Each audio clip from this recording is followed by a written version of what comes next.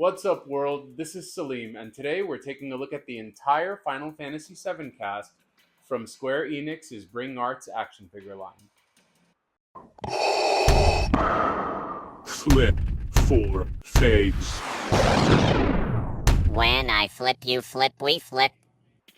Alright, guys, let's talk about this action figure line because I have a lot to say. And that's because Final Fantasy VII is my favorite video game of all time. I'm not ashamed to say it. I know a lot of people don't even consider it the best Final Fantasy of all time. All the cool people say that's Final Fantasy VI, but in my opinion, Final Fantasy VII is where it's at. Now, the music, the story, the character designs, I was just obsessed with all of it ever since I was a kid, and I still am till this day. I've replayed the original game probably 8 or 9 times all the way through, collecting everything on several different consoles, everything from the PlayStation to my phone to the Nintendo Switch. And then, obviously with Rebirth and Remake on the PS4 and PS5, I played those start to finish multiple times as well. So, again, I'm obsessed with Final Fantasy VII ever since I was little. But the reason I discovered Final Fantasy VII is not because I knew about it as a video game or because, there was all this hype surrounding its release on PlayStation, because I was pretty young back then. In 1997, I would have been, uh, 9 years old. So, I wasn't reading video game magazines. My brother was more of the video game guy. I was really into Sonic then, but nothing, no Japanese animation. I wasn't into Dragon Ball Z yet or anything like that. And Pokemon hadn't landed in the US yet either. So one day I went with my cousin, who was like 7 years older than me, to this little manga shop, which I didn't even know what manga was, near her house. And I was walking by an aisle and I saw this action figure of Vincent Valentine. Of course, at the time, I didn't know it was Vincent Valentine. I just saw a red and black character. So at the time, I think the reason I really loved red and black was just because of those royal guards from Star Wars. It's the oldest memory I have of loving the color scheme red and black. And so I saw this figure on the wall and I had to have it. So I took my mom to that store and she bought it for me.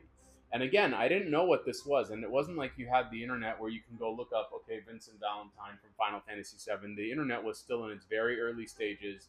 So all I knew is I wanted this character and I had to have it. Now, on the back of the box, I saw these other characters. And I was like, oh, it's on now. I need to get these other characters. Now, the store that I bought Vincent from, they also had Sephiroth. So I bought these two, right? And again, didn't know much about these characters. I just loved the character designs. And then, all of a sudden, it was like overnight, Final Fantasy VII was everywhere. I was seeing commercials about it. I was having friends at school talk about it. Everyone was talking about Cloud. Cloud. Who was Cloud? And so, one day, I went into Electronics Boutique, and I found Cloud. So I bought Cloud, and then I rented the game at Blockbuster. And I remember renting the game and showing it to my brothers, and they were not a fan of the whole turn-based. They were made fun of me for playing this game where you had to kind of wait, your turn to attack. But I was just completely engulfed. Immediately, I fell in love with the music, with the characters. It was the first video game that wasn't like a platformer or like Mario Kart that I was so into. I know that that's a really long way of telling you that I love Final Fantasy VII and I love these characters. Now, on to the part that was the bane of my childhood. So I got these characters, right?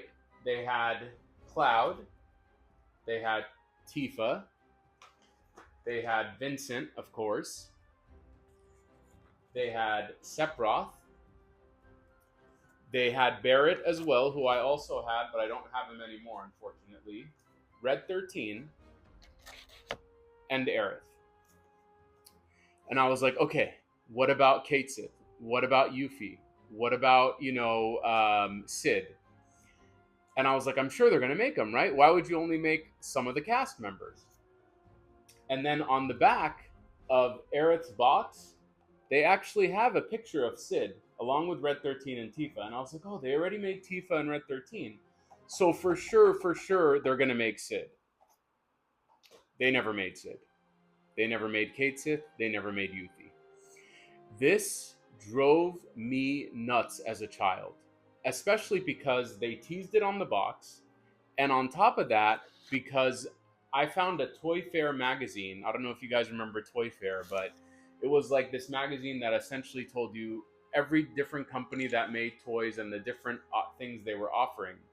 And when you went into Bandai, who were the makers of this line, they had Sid Highwind listed.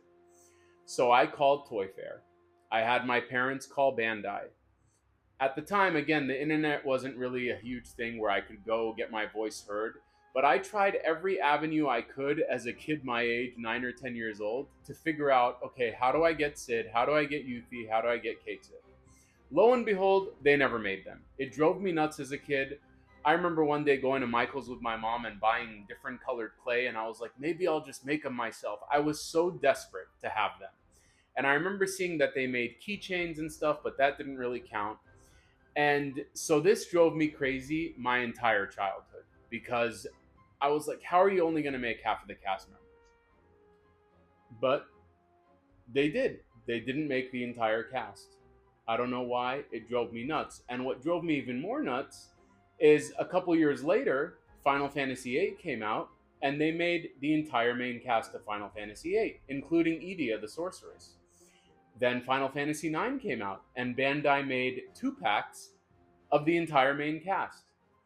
So I was like, wow, Final Fantasy VII, their most popular game, the bestseller, considered by many the greatest game of all time, they didn't make the entire cast, but with Final Fantasy VIII and Final Fantasy IX, they made the whole cast. So I was like, maybe, eventually they will.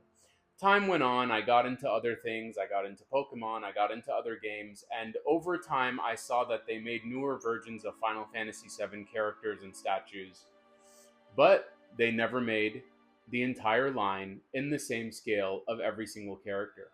And then randomly, they teased a Bring Arts Cloud Strife figure. Now, I had known about Bring Arts because of the Final Fantasy IX line right here, and I really liked them. I mean, they were expensive for what they were. They're really small. They came as 2-packs also, but they were good quality figures. They came with a bunch of different heads, a bunch of different hands, every kind of weapon. So when they announced Cloud, I was like, I didn't know what to think, because I was like, okay, are they going to just make Cloud and Sephiroth and Vincent and, Tifa the most popular characters and not complete the whole line? But the thing that intrigued me was that the way the figure looked was identical to the original art, of the video game. The original OG Final Fantasy VII art, it was exactly identical. And I was like, man, if they make the entire line, I'm going to flip. So slowly but surely, they started announcing the other characters, Aerith, Tifa, Barrett. And one day, out of nowhere, they announced Sid, Yuffie, and Cait Sith, and Vincent all at once. And I just lost it. I pre-ordered them all immediately. I was like, is this real life? Is a dream that I had since I was 9 years old finally coming to fruition 16 years later? Am I finally going to have the entire original Final Fantasy VII cast all in the same scale, not different statues in different sizes or makeshift ones, or without the Moogle, or without Sid, or without Barrett? No, the entire cast all in the same scale. So, as you can see from the smile on my face, I am just so happy to have these figures right here. With that said, I'm going to do close-up shots of each of the characters for you to see, and then we'll wrap things up. I love this line, but, and it's a big but, these figures are expensive. They are between $100 and $150 each, and they are super flimsy, and that drives me nuts. They are really hard to stand on their own. Now, I haven't even bothered using the display stands for these figures because they just take up too much space, and I like the figures all grouped together. I did use it to be able to prop, Cait Sith on the Moogle, but that's the only one. But these figures are so flimsy, and it drives me nuts because they're expensive, and because, with Final Fantasy IX, they gave us great quality figures. Each 2-pack came with like 3 heads for each character. All of these, they come with 1 head each. Maybe a second face sculpt that pops off, but the face sculpt is nothing to write home about. The accessories are minimal, but it's like, come on, give us a little bit of fan service. Hook your fans up who've supported you, who've bought this game on every platform, who are buying the remakes of these games, and, the Final Fantasy VII really brought life back to Square-Enix or Squaresoft at the time, and it's just like, come on, that's because of the fans. and you're going to do us a disservice by offering us this iconic line of characters in the OG art form. And again, the way the figures look is perfect. If you took the time, you could pose them and have them look exactly like they did from the video game art, like straight out of the strategy guide, straight out of, the manual of the game. But you can't really do that because they're a pain to pose. They don't hold up well. The dress on Aerith is splitting on the side. She can't even stand upright. I always have to kind of prop her against something.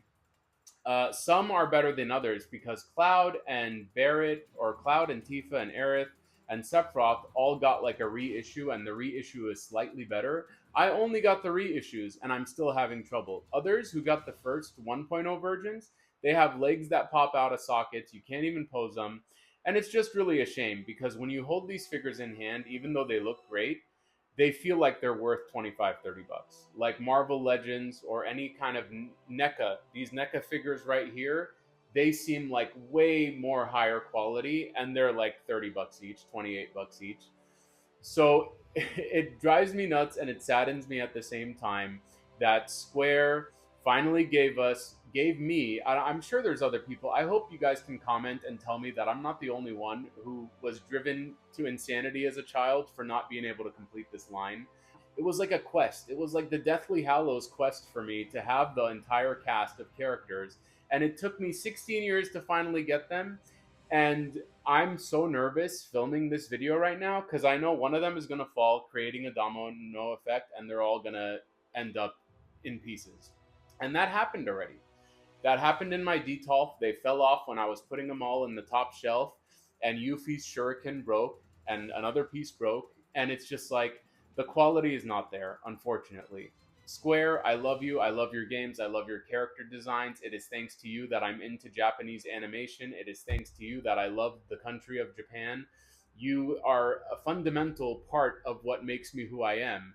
But how can you finally give us the main cast of characters and give us this shoddy quality? With Cloud, the original figure from Bandai from back in the day, it included his Buster Sword and the Hard Edge. Bring Arts, they only include the Buster Sword, and then they decide to announce another version with the Hard Edge. It's like, come on. Like, I get it. You want to take advantage of this being your most popular video game, and you're making these figures, and you want to milk it. Now, again, if you're just going to put them in your display cabinet like I do, they're great to look at. I look at them every day. But, that's where it ends. If you're trying to do dynamic poses with these characters, good luck. I don't even think I've seen any do that because they just fall apart so quickly. The joints just don't hold up. You need to use like putty or all kinds of stuff to get them to stand. I actually have a little piece of putty under Aerith's foot just to keep her standing in my display. So yeah, that was a long-winded way of telling you guys I love this line, but it's also so frustrating. So I will say a couple more things. The scale of these figures in terms of in scale with each other is actually pretty good. Aside from Cait Sith and Moogle, which is way bigger than it needs to be, the rest of the figures are accurately scaled to one of another. But the quality is not that great. And they're still like $130 each, which is another reason you may be contemplating, should I get Bring Arts or should I get Play Arts? Because there's like a $40 difference between them, and some of the less popular characters you can actually find cheaper than Bring Arts. So, for instance, you could pay $130 for Bring Arts Rufus, or you could pay $110 like I did and get Play Arts Kai Rufus, which is, the more detailed, larger figure. And so it just kind of depends on what look you're going for. For me, I got both, and I'll even get the little polygon versions of those, which I'll do a separate video on that. But yeah, Square-Enix is kind of maddening with their action figures, and they always have been. So, anyways, I just wanted to share with you guys this line of figures because I'm really happy to have them. For me, it was, one of my life goals to have these characters all in the same scale. So please comment, put in the comments if you had similar issues, with that as a kid growing up. But yeah, that's my, overview of these Final Fantasy VII Bring Arts characters. I hope you enjoyed it, and I'll see you next time. When I flip, you flip, we flip.